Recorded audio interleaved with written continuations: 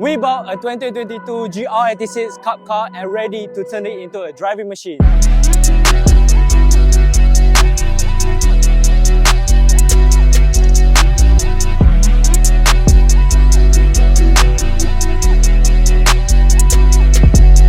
Kereta ni datang dengan enjin 2.4 liter NA, 228 horsepower dan spek yang kita pilih adalah manual transmission. So memang niat kita beli kereta ni nak terus bikin from top to the ground, front to the end to be able this car to be solid on the track. Jadi apa beza GR86 Cup dengan GR biasa? First of all yang kita boleh notice dia punya roll cage. Dekat sini ialah factory install. And then second, dia still ada aircon, cumanya belah kiri dan kanan dia off, dia tutup.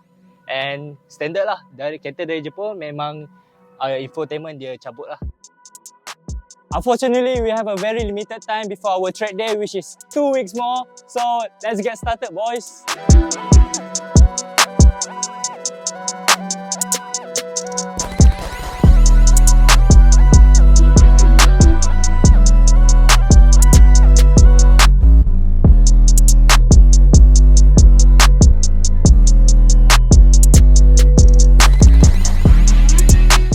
Hari ni kita punya Vision Auto GR86 Cup project car ni.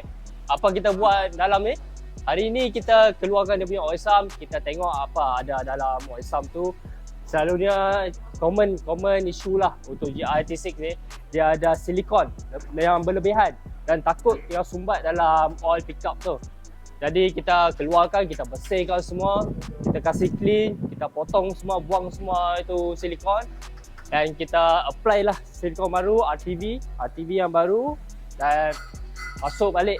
Lepas ni kita nak check dyno pula, nak tengok berapa horsepower. Oh sebelum tu kita servis kereta ni dengan minyak HKS Super Oil Premium lah. Kita pilih 530. Dia perlukan 8 liter untuk sumbat masuk dalam enjin ni lah.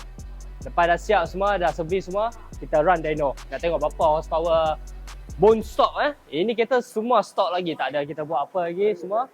Kita run dyno, kita check how many horsepower we make.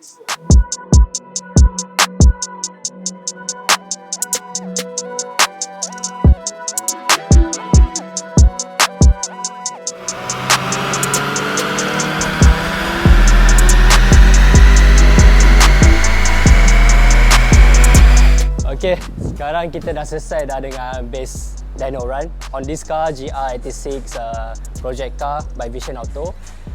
So far everything runs smoothly, run healthy. Kita dapat lebih kurang 205 horsepower and 231 Nm of torque, which is lower than we expect actually sebenarnya. And we're gonna recover from it. We're gonna put some more performance part on it and it's very exciting. So you guys mesti kena tengok ni, video ni mesti kena tengok what we're gonna do with this car lah. So far I'm very happy with it.